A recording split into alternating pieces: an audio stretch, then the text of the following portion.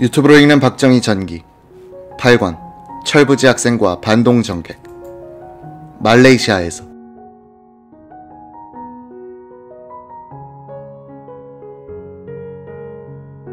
군대를 해외에 파견한다는 것은 한 국가의 영향력이 해외로 전개된다는 것을 뜻한다. 원정군을 따라 기업인도 가고 기술자도 장사꾼도 가게 되는 것이다. 그리고 외교관도 한국이 군단 규모의 대병력을 월남에 파견함으로써 우리의 외교도 해외로 뻗기 시작했다. 박 대통령 치하의 해외 방문과 정상회담은 1961년의 미국 방문과 1964년의 독일 방문을 제외하곤 모두 월남 파병기에 이루어졌다. 1966년 2월 7일 오전 박 대통령은 서독 루프트한자 항공사로부터 전세낸 보잉 707기를 타고 말레이시아, 태국, 자유중국 방문길에 올랐다. 떠나는 서울은 영하 10도였지만 도착할 곳은 적도 부근. 수행원들은 비행기에 오를 때 코트와 점퍼를 벗어 환송 나온 가족들에게 건네주기도 했다. 제주도 상공을 지날 때 박 대통령은 앞쪽에 설치된 특별실에서 나와 기자들을 찾아왔다. 기자들이 빙 둘러싼 가운데 박 대통령의 당부가 있었다. 국가의 체면을 구기는 행동을 하지 말라는 요지였다. 후진국의 경제개발은 이웃나라와 불가분의 관계가 있습니다. 무역전쟁이란 말도 있듯이 교역의 증진을 위해서 외교를 해야 합니다.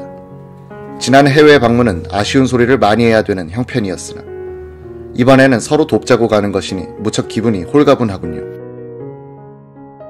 이어서 홍종철 공보부 장관이 노인풍에 훈시를 하더니 기자들이 다 알고 있는 동남아 정세에 대해 지루하게 설명을 이어갔다. 박 대통령은 기내식으로 나온 독일빵과 맥주를 마시면서 우리도 이렇게 맛있는 빵을 만들어 분식을 장려할 수 있었으면 하고 부러워했다. 비행기가 남중국해 상공을 지날 무렵 박 대통령은 김포 출발 직전 브라운 대사가 전달한 존슨 미국 대통령의 친서를 검토하고 무전으로 청와대에 지시를 내렸다. 원래 박 대통령은 필리핀도 방문할 계획이었다. 이동원 외무장관이 교섭을 했더니 마르코스 대통령의 바쁜 일정 때문에 만날 입장이 아니라는 연락이 왔다. 이런 이유로 우방국 원수의 방문을 거절하는 것은 외교적인 결례다.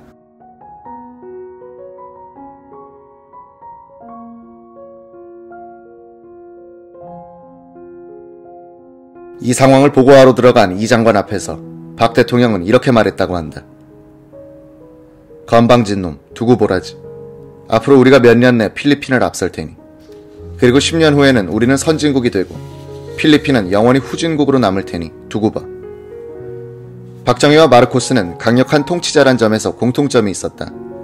박정희는 18년, 마르코스는 21년을 장기 집권했다. 두 사람의 인상도 비슷했다. 두 사람의 성적표는 오늘의 한국과 필리핀의 차이만큼 다르다. 박정희가 집권한 1961년 무렵 우리 정부 안에서는 파키스탄과 필리핀을 따라 배워야 한다는 분위기가 생길 정도였다. 미 8군이 발주한 건설공사에 필리핀 회사가 시공자로 들어가면 우리 건설회사는 하청회사로서 그 밑에서 일하는 경우가 많았다. 아유붓 칸과 마르코스의 근대화는 실패하고 박정희의 근대화는 왜 성공했는가? 여러 가지 이유 가운데 결정적인 점은 농지개혁의 문제였다. 이승만 대통령이 지주정당인 한민당과 그 영향권 아래에 들어가 있던 언론의 반대를 무릅쓰고 밀어붙여 6.25 남친전쟁 직전에 거의 마무리했던 농지개혁은 지주계급의 몰락, 토지자본의 산업자본화, 그리고 공산화의 예방이라는 효과를 남겼다. 6.25 새벽의 기습으로 남한의 대부분을 점령한 북한 인민군이 지주들의 토지를 몰수하여 소작농들에게 나눠주었더라면 농민들의 지지를 얻어냈을 것이다. 그래야 국군과 유엔군이 반격할 때 많은 농민들은 자기 것이 된 농토를 지키기 위해 인민군 편에 섰을지도 모른다. 그런데 이승만이 전쟁 직전에 농지개혁을 끝냈기 때문에 인민군이 해줄 것이 없었다. 오히려 많은 농민들은 자기 몫이 된 땅을 지키기 위하여 공산 침략군에 저항하고 반대했다. 그러한 농지개혁이 되지 않았던 파키스탄과 필리핀에서는 지주 출신 정치인과 군인들이 기득권 세력의 파수꾼이 되어 국민들의 욕구와 복지를 희생시키는 수구 세력의 천병 역할을 했다. 박정희 같은 가난한 농민 및 서민 출신이 장교단을 형성하고 있어 군대가 개혁적인 성격을 띠고 있던 한국과는 반대로 이 두 나라의 장교들은 일부 상류층의 기득권을 수호하는 반개혁 세력의 주구 역할을 했다. 이 두 나라는 민주주의 체제를 간판으로 내걸었으나 그것도 지주 출신 정치인들끼리의 민주주의, 게임화한 민주주의에 불과했다. 정치인들은 당파와 지역, 그리고 집안 이익의 대리인이지 국가 전체를 대표하는 엘리트는 되지 못했다. 대다수 서민들은 기득권층이 벌이는 권력투쟁의 구경꾼이거나 피해자였고 국가가 방치한 높은 문맹률은 이들의 정치 참여를 더욱 제한했다. 반면 서민층의 뿌리를 둔 박정희를 중심으로 한 한국군의 장교단은 당파, 지역의 이해관계를 뛰어넘고 국가와 국민의 전체 이익을 기준으로 정책을 펴는 국가 엘리트로 변신했다. 이것이 박정희와 마르코스, 한국과 필리핀의 차이를 만들었다. 장기 집권한 지도자는 세계 도처에 많지만 그렇게 해서 확보한 권력으로서 근대화를 성공시킨 지도자는 드물다. 마르코스는 박정희와는 달리 권력을 자신과 가족, 그리고 기득권층의 이익을 지키는 수단으로 주로 이용했던 반면에 박정희는 권력을 국가와 국민 전체의 발전에 활용하려고 했기 때문이다. 박정희의 성공에는 농지개혁, 건군, 한미 상호방위조약, 교육 확충이란 근대화 인프라를 먼저 만들어준 이승만의 큰 기여가 뒷받침하고 있었다. 1966년 가을, 필리핀의 마르코스는 일본을 방문하는 길에 한국에 들르고 싶다는 뜻을 이동원 장관에게 전해왔다. 박정희 대통령은 이렇게 잘라버렸다. 흥, 여길 오겠다고. 그 친구한테 당장 전보 치시오. 나 시간 없다고 해요. 이동원은 박정희가 내심 이렇게 마르코스를 경멸하고 있었을 것이라고 썼다. 건방진 놈. 제까짓게 대통령이 된 지 1년도 안 된 게 마치 아시아의 해결사라도 된 양 까불고 있어. 지가 큰 소리 치고 싶으면 우선 필리핀이나 발전시켜놓고 봐야지. 하여튼 이자는 입만 까진 친구야.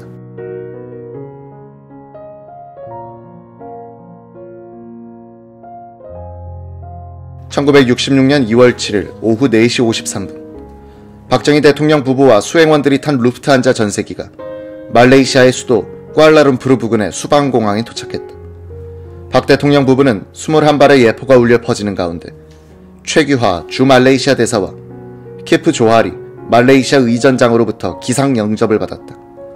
박 대통령은 도착 성명을 통해 자유의 이웃들이 서로 결속하고 서로 도와 자유의 의지를 더욱 굳혀나가는 데서 안보와 번영이 관철될 것으로 나는 확신한다고 말했다. 이스마일 나시루딘 샤 말레이시아 국왕의 환영사가 이어졌다. 박 대통령 부부와 수행원들은 샤 국왕 부처, 라만 총리와 고위 관료들의 환영을 받으며 공항에서 약 40분에 걸친 의전 행사를 가진 뒤 숙소로 출발했다. 박 대통령 부부는 이스타나 네가라 궁에서 여장을 푼 뒤 오후 8시에는 국왕 부처를 예방하고 무궁화 대훈장을 수여했다. 오후 9시부터 테타무 궁에서 열린 만찬에서 샤 국왕은 환영사를 통해 양국이 비슷한 경험에 직면했으며 다같이 호전적인 공산주의와 싸우지 않으면 안 된다 라고 강조했다. 당시 대한민국의 국민소득은 1인당 100달러 정도로 아시아 최빈국 수준. 말레이시아는 풍부한 지화자원을 수출해 연간 소득이 1인당 323달러나 돼 아시아에서 일본 다음으로 잘 사는 국가였다. 이 나라는 영국과의 방위조약에 의존한 채 육해 공군을 다 합쳐 2만 명에 불과한 규모를 유지하고 있었다. 박 대통령이 말레이시아 방문 직전 월남에 추가 파병 결정을 하여 아시아에서는 유일하게 4단급 전투부대를 파병한 나라가 됐다는 점 때문에 박 대통령과 수행기자들은 잘 사는 말레이시아에 대하여 열등감을 느끼지 않았다. 다음날 아침 박 대통령은 교포들과 조찬을 가진 뒤 오전 11시 30분에 공식 수행원 전원을 데리고 말레이시아 국가개발상황실을 방문했다. 박 대통령은 라자크 부총리로부터 그해 말에 끝나는 제2차 말레이시아 경제개발 5개년 계획의 추진 상황에 관한 보고를 받았다. 박 대통령은 수첩을 꺼내 메모를 해가다가 외자 도입 부분이 나오자 라자크 부총리에게 그것의 활용 방법을 질문하기도 했다. 이날 박 대통령은 말레이시아의 주택정책에 깊은 감명을 받았다. 당시 말레이시아 정부는 도심에서 떨어진 숲속이나 오지에 집을 짓도록 유도하고 집을 지으면 정부가 도로를 내주는 정책을 썼다.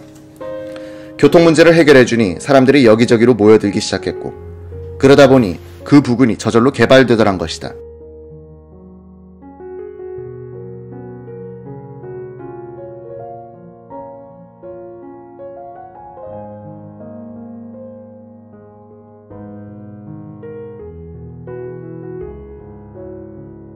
라자크 부총리는 말레이시아의 고민도 토로했다.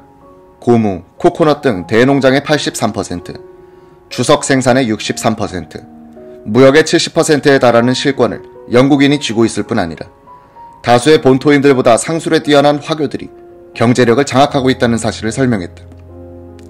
동행했던 부산일보 김종신 기자는 이 설명을 듣고 나서는 말레이시아는 언젠가 정치적인 폭발이 있을 것이라는 생각이 들더라 라고 회고했다. 박 대통령이 말레이시아 국가개발상황실을 방문하는 동안 유경수 여사는 결핵병원과 고아원을 시찰하고 3,000 말레이시아 달러씩을 기증했다.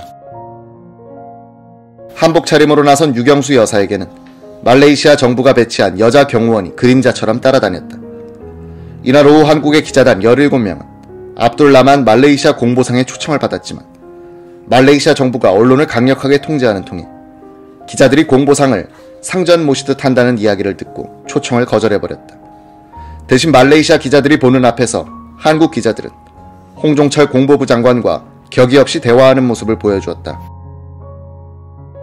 오후 5시, 박 대통령은 말레이시아 국회의사당 맞은편에 세워진 독립현충기념탑 제막식에 참석했다.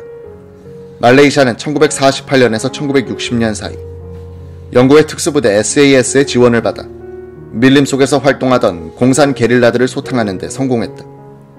이 전투에서 쓰러진 용사들의 영령을 기념하기 위해 세워진 18m 높이의 동상 앞에서 라만 총리는 박 대통령이 참석한 가운데 제막을 보게 된 것을 영광스럽게 생각한다며 군중으로부터 박수를 유도했다. 박 대통령은 제막식이 끝난 뒤 이동원 외무장관에게 말레이시아 국립묘지와 현충탑이 참 멋있는데 우리도 이래야 하는데 그동안 너무 소홀했어 라며 회한의 참말을 했다. 귀국 후 박 대통령은 동작동 국립묘지 단장을 지시했다. 박 대통령이 말레이시아를 방문하면서 눈여겨본 것은 국회의사당이었다. 동상 제막식 도중 건너편의 초현대식 의사당 건물을 바라보던 박 대통령은 역시 민주주의를 위해서는 상징적 의미나마 국회의사당만큼은 멋지고 봐야 해 라고 했다. 박 대통령을 수행했던 이만섭 의원은 귀국한 뒤 쓴 수행기에서 말레이시아 국회의사당을 부러워하며 이렇게 말했다. 무엇보다 부러운 것은 의원 각자가 방 하나씩을 갖고 있었는데 우리나라도 경제적 여유가 허락하는 한 지금의 극장으로부터 새로운 의사당으로 옮겨 모든 의원들에게 방 하나씩을 주어 연구하는 분위기를 만들고 다방 정치를 지향해야겠다는 절실한 생각이 들었다.